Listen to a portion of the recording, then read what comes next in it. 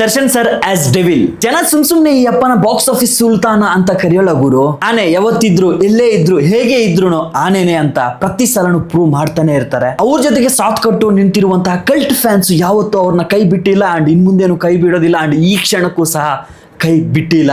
ಇದು ನಿಮ್ಗೆ ಪ್ರೂವ್ ಆಗ್ಬೇಕು ಅಂದ್ರೆ ಜಸ್ಟ್ ಕಂಪ್ಲೀಟ್ ಈ ವಿಡಿಯೋನ ನೋಡಿ. ದರ್ಶನ್ ಸರ್ ಅವರ ಡೆವಿಲ್ ಸಿನಿಮಾದಿಂದ ಫಸ್ಟ್ ಸಿಂಗಲ್ ರಿಲೀಸ್ ಆಗಿ ಈ ಸಮಯಕ್ಕೆ 20 ಗಂಟೆಗಳಾಗಿದೆ. ಜಸ್ಟ್ ನಾವು ನೋಡ್ಕೊ ಬಂದೆ 10 ಮಿಲಿಯನ್ ವ್ಯೂಸ್ ನ ಪಡ್ಕೊಂಡಿದೆ first single. At the same time ಬಂದ್ಬಿಟ್ಟು 455K ಲೈಕ್ಸ್ ನ ಪಡ್ಕೊಂಡಿರುವಂತಹ ಫಸ್ಟ್ ಸಿಂಗಲ್. ಆ್ಯಂಡ್ ಈಗಾಗಲೇ ಸಾಕಷ್ಟು ಜನ ಅಭಿಮಾನಿಗಳು ಸಾಮಾಜಿಕ ಜಾಲತಾಣಗಳಲ್ಲಿ ಕುಣಿಯುತ್ತಿದ್ದಾರೆ. ಅದ್ರ ಜೊತೆಗೆ ಈಗಾಗಲೇ ಟ್ರೆಂಡಿಂಗ್ ಸಹ ಶುರು ಮಾಡ್ಕೊಂಡಿದ್ದಾರೆ. ಆ್ಯಂಡ್ 10 ಮಿಲಿಯನ್ ವ್ಯೂಸು ಒಬ್ಬ ನಟನಿಗೆ, ಅದು ಸಹ 20 ಗಂಟೆಗಳಲ್ಲಿ ಕಂಪ್ಲೀಟ್ ಆಗಬೇಕು ಅಂದರೆ ಸೀರಿಯಸ್ಲಿ ಹೇಳ್ತಾ ಇದ್ದೀನಿ, ಇದೇನು ಸಣ್ಣ ಪುಟ್ಟ ವಿಷಯ ಅಂತ ಅಲ್ವೇ ಅಲ್ಲ. ಆ್ಯಂಡ್ ಆ ಮಟ್ಟಿಗೆ ಕ್ರೇಜ್ ಅನ್ನೋದು ಇದೆ, ಅದು ನಿಮಗೂ ಸಹ ಗೊತ್ತು. ಬಟ್ ನೀವು ಅದನ್ನ ಅಕ್ಸೆಪ್ಟ್ ಮಾಡ್ಕೊಳ್ಳೋದಿಲ್ಲ, I know that. Anyway song ಅಲ್ಲಿ ಈ ಲಿರಿಕ್ಸ್ ಸಿಕ್ಕಾಪಟ್ಟೆ ಇಷ್ಟ ಆಯ್ತು. ಹಸಿವಿದ್ದರೆ ಸಾಧನೆ ಮಾಡೋಣ, ಕಷ್ಟಪಡೋರ್ಗೆ ಕೀರ್ತಿ ನಿಧಾನ.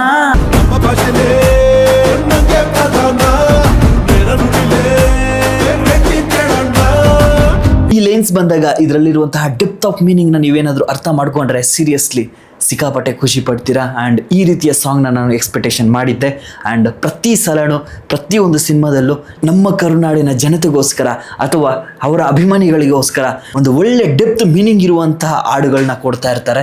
ಅದನ್ನು ಅರ್ಥ ಮಾಡ್ಕೊಳ್ಳೋದಿಲ್ಲ ಸಾಕಷ್ಟು ಜನ, ಬಟ್ ಸುಮ್ಮನೆ ಅದು ಇದು ಮಾಡ್ಕೊತಾ ಇರ್ತಾರೆ. ಎನಿವೆ ಈ ಸಾಂಗ್ ಬಗ್ಗೆ, ಅದ್ರ ಜೊತೆಗೆ ಸಿನಿಮಾದ ರಿಲೀಸಿಂಗ್ ಡೇಟ್ ಬಗ್ಗೆ ಇನ್ನಷ್ಟು ಮಾತಾಡ್ತಾ ಹೋಗೋಣ. ಇಫ್ ಇನ್ ಕೇಸ್ ಏನಾದರೂ ನೀವು ಹೊಸದಾಗಿ ವಿಡಿಯೋ ನೋಡ್ತಿದ್ರೆ ದಯವಿಟ್ಟು ಸಬ್ಸ್ಕ್ರೈಬ್ ಮಾಡ್ಕೊಂಡು ಸ್ಕಿಪ್ ಮಾಡದೆ ಪೂರ್ತಿಯಾಗಿ ನೋಡಿ ಅಂತ ಹೇಳ್ತಾ, ಸೊ ನೀವು ಶುರು ಮಾಡೋಕ್ಕಿಂತ ಮುಂಚೆ ಹೆಲೋ ಎವ್ರಿವನ್, ನಾನು ಗಜೇಂದ್ರ ಫ್ರಮ್ ಕರುನಾಡು.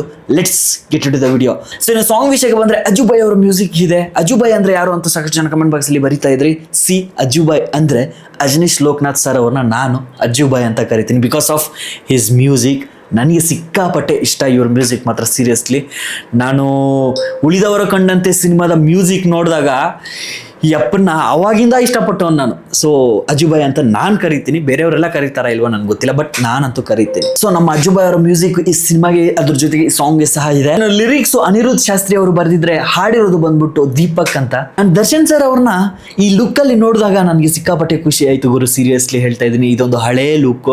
ಅಂಡ್ ಯಾವುದೋ ಒಂದು ಸಿನಿಮಾದಲ್ಲಿ ಇದೇ ರೀತಿಯ ಲುಕ್ ನ ಮಾಡಿದ್ರು. ಅದು ಯಾವ ಸಿನಿಮಾ ಅನ್ನೋದನ್ನ ಕಮೆಂಟ್ ಬಾಕ್ಸ್ ಅಲ್ಲಿ ಬರೀರಿ. If you are a Darshan sir ಅಭಿಮಾನಿ, ನಿಮಗೆ ಗೊತ್ತಿರುತ್ತೆ, ಜಸ್ಟ್ ಕಮೆಂಟ್ ಬಾಕ್ಸ್ ಅಲ್ಲಿ ಬರೀರಿ. ಈ ಸಿನಿಮಾದ ಹಾಡನ್ನ ರಿಲೀಸ್ ಮಾಡ್ತಾ ಇದೀವಿ ಅಂತ ಫಸ್ಟ್ ಟೈಟಲ್ ಅನೌನ್ಸ್ಮೆಂಟ್ ಮಾಡಿದಾಗ ಸಿಕ್ಕಾಪಟ್ಟೆ ಜನ ಬಂದ್ಬಿಟ್ಟು, ಇದೇನ್ ಸಾಂಗ್ ಗುರು, ಇದು ಇದ್ರೆ ನೆಮ್ಮದಿಯಾಗಿರ್ಬೇಕು ಅಂತ ಅವರ ವೈಯಕ್ತಿಕ ಜೀವನದಲ್ಲಿ ಹೇಳಿದಂತ ಒಂದು ಪದನ ಇಟ್ಕೊಂಡು ಟೈಟಲ್ ನ ಅನೌನ್ಸ್ಮೆಂಟ್ ಮಾಡಿ ಅದರಲ್ಲಿ ಒಂದು ಸಾಂಗ್ ನ ಮಾಡ್ತಾ ಇದಾರೆ ಅಂದ್ರೆ ಇದೆಷ್ಟು ಮಟ್ಟಿಗೆ ಸರಿ, ಇದೆಷ್ಟು ಮಟ್ಟಿಗೆ ತಪ್ಪು. ಆ ಒಂದು ವಿಷಯನ ಇಟ್ಕೊಂಡು ಹೆಂಗ್ ಬೇಕಾದ್ರೆ ಹಂಗೆ ಕೇಳ್ತಾ ಇದ್ದೀನ ನೀವೆಲ್ಲ ಸಾಮಾಜಿಕ ಜಾಲತಾಣಗಳಲ್ಲಿ ನೋಡಿರ್ತೀರಾ.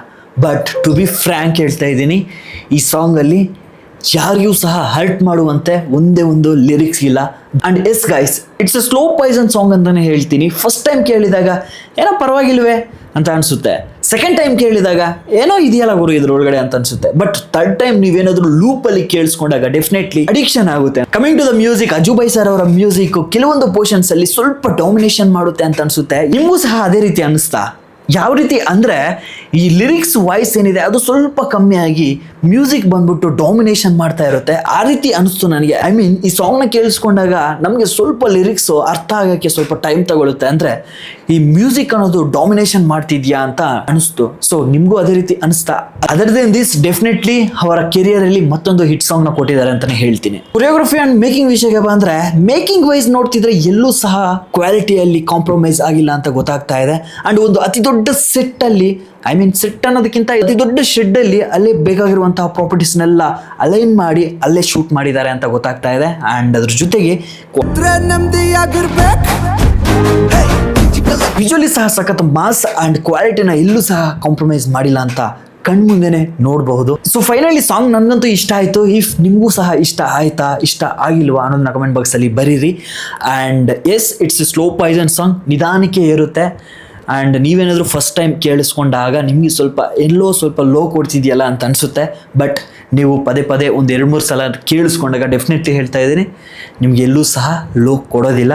Coming to the releasing date, note the date, 12ನೇ ತಾರೀಕು 12ನೇ ತಿಂಗಳು 2025. ಮತ್ತೆ ಹೇಳ್ತಾ ಇದ್ದೀನಿ ಕೇಳಿಸ್ಕೊಳ್ಳಿ, 12ನೇ ತಾರೀಕು 12ನೇ ತಿಂಗಳು 2025 ಅಂದ್ರೆ ಇದೇ ವರ್ಷದ ಡಿಸೆಂಬರ್ 12ನೇ ತಾರೀಕು ರಾಜ್ಯಾದ್ಯಂತ ನಾವು ಬರ್ತಾ ಇದೀವಿ ಅಂತ ನಿನ್ನೆ ಅಫಿಷಿಯಲಿ ಒಂದು ಪೋಸ್ಟರ್ ಮುಖಾಂತರ ತಿಳಿಸ್ಕೊಟ್ಟಿದ್ದಾರೆ. ಅಂಡ್ ಅಭಿಮಾನಿಗಳು ಸಿಕ್ಕಾಪಟ್ಟೆ ಖುಷಿ ಪಡ್ತಾ ಇದ್ದಾರೆ. ಜೊತೆಗೆ ದಾಸ ಅಂಧರಾಗಿದ್ದಾರೆ. ಈ ಸಿನಿಮಾ ರಿಲೀಸ್ ಮಾಡ್ಬೇಕಂದ್ರೆ ಪ್ರಮೋಷನ್ಸ್ ಎಲ್ಲ ಯಾರು ಮಾಡ್ತಾರೆ ಅನ್ನೋ ಪ್ರಶ್ನೆಗಳು ಸಿಕ್ಕಾಪಟ್ಟೆ ಜನ ಕಮೆಂಟ್ ಬಾಕ್ಸ್ ಅಲ್ಲಿ ಬರೀತಾ ಇದ್ದಾರೆ. ಕೇಳಿಸ್ಕೊಳ್ಳಿ, ಹೇಳ್ತೀನಿ. ಈ ಅಪ್ಪ ಕಟ್ಟಿರುವಂತಹ ಸಾಮ್ರಾಜ್ಯ ಇವತ್ತು ಕೈ ಬಿಟ್ಟಿಲ್ಲ, ನಾಳೇನೂ ಕೈ ಬಿಡೋದಿಲ್ಲ, ನಾಳಿದ್ದು ಕೈ ಬಿಡೋದಿಲ್ಲ. ಅದ್ರ ಜೊತೆಗೆ ಈ ಕ್ಷಣಕ್ಕೂ ಸಹ ಅವ್ರನ್ನ ಕೈ ಬಿಟ್ಟಿಲ್ಲ. ಅದಕ್ಕೆ ಪ್ರೂಫ್ ಬಿಟ್ಟಿರುವಂತಹ first single 10 million views within 20 hours reach ಮಾಡಬೇಕು ಅಂದ್ರೆ ಅವ್ರ ಅಭಿಮಾನಿಗಳು ಇನ್ನೆಷ್ಟು ಜನ ಇದ್ದಾರೆ ಅಂತ ನೀವು ಸ್ವಲ್ಪ ತಾಳ್ಮೆಯಿಂದ ಯೋಚನೆ ಮಾಡಿ ಅಂತ ಹೇಳ್ತೀನಿ. ಸೊ ಈ ಸಿನಿಮಾ ರಿಲೀಸ್ ಆಗ್ತಾ ಇರೋದು ಬರೀ ನಮ್ಮ ಕರ್ನಾಟಕದಲ್ಲಿ ಮಾತ್ರ, ಅದು ಸಹ ಕನ್ನಡ ಭಾಷೆಯಲ್ಲಿ ಮಾತ್ರ. ಸೊ ಈ ಸಿನಿಮಾಗೆ ಪ್ರಮೋಷನ್ಸ್ ಅಂತೂ ಖಂಡಿತವಾಗ್ಲೂ ಬೇಕಾಗಿಲ್ಲ ಅಂತ ನನ್ನ ಅನಿಸಿಕೆ. ಎಸ್, ಅದ್ರ ಜೊತೆಗೆ ಸಿನಿಮಾ ತಂಡದಿಂದ ಟೀಸರ್, ಟ್ರೈಲರ್, ಸಾಂಗ್ಸ್ ಎಲ್ಲಾನು ಸಹ ರಿಲೀಸ್ ಮಾಡ್ತಾರೆ. ಬಟ್ ದಾಸ ಅಂಧರಾಗಿದ್ದಾನೆ, ಆ ಯಪ್ಪ ಹೆಂಗೆ ಪ್ರಮೋಷನ್ ಮಾಡ್ತಾನೆ ಅನ್ನೋ ಪ್ರಶ್ನೆಗೆ ಸಿಂಪಲ್, ಈ ಸಿನಿಮಾಗೆ ಪ್ರಮೋಷನ್ ಬೇಕಾಗಿಲ್ಲ.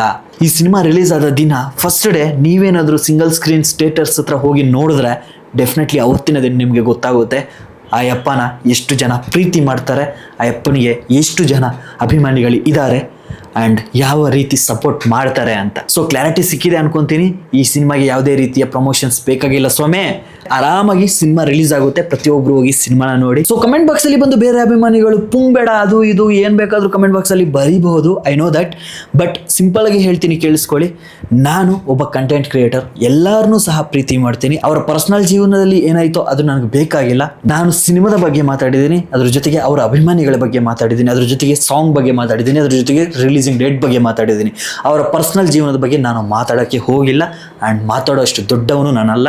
ಸೊ ಸ್ವಲ್ಪ ತಾಳ್ಮೆಯಿಂದ ಯೋಚನೆ ಮಾಡಿ ಕಮೆಂಟ್ ಬಾಕ್ಸಲ್ಲಿ ಬರೀರಿ ಅಂತ ಹೇಳ್ತಾ, ಆ್ಯಂಡ್ 7K ಸಬ್ಸ್ಕ್ರೈಬರ್ಸ್ಗೆ ಜಸ್ಟ್ 80 ಸಬ್ಸ್ಕ್ರೈಬರ್ಸ್ ಬಾಕಿ ಇದ್ದಾರೆ. ಸೊ ಸುಮಾರು ಜನ ವೀಡಿಯೋಸ್ನ ನೋಡ್ತಾ ಇದ್ದೀರಾ, ಬಟ್ ಸಬ್ಸ್ಕ್ರೈಬ್ ಮಾಡ್ಕೊಂಡು ನೋಡ್ತಾ ಇಲ್ಲ. ದಯವಿಟ್ಟು ಸಬ್ಸ್ಕ್ರೈಬ್ ಮಾಡ್ಕೊಂಡು ನಿಮ್ಮ ಸ್ನೇಹಿತರಿಗೂ ಶೇರ್ ಮಾಡಿ ಅಂತ ಹೇಳ್ತಾ, ಸೊ ಇಲ್ಲಿಗೆ ಈ ವಿಡಿಯೋನ ಹೆಂಡ್ ಮಾಡ್ತಾ ಇದ್ದೀನಿ. ಆ್ಯಂಡ್ ಇದು ರಿಯಾಕ್ಷನಾ ಅಥವಾ ರಿವ್ಯೂವಾ ಅಂತ ಏನು ಬೇಕಾದರೂ ಅನ್ಕೋಬೋದು, ಬಟ್ ಮಾತಾಡಬೇಕಾಗಿತ್ತು, ಮಾತಾಡಿದ್ದೀನಿ ಅಷ್ಟೇ. Love you all. ನೆಕ್ಸ್ಟ್ ವಿಡಿಯೋಲಿ ಸಿಗ್ತೀನಿ. ಅಪ್ಪ ಅಮ್ಮನ ಚೆನ್ನಾಗಿ ನೋಡ್ಕೊಳ್ಳಿ.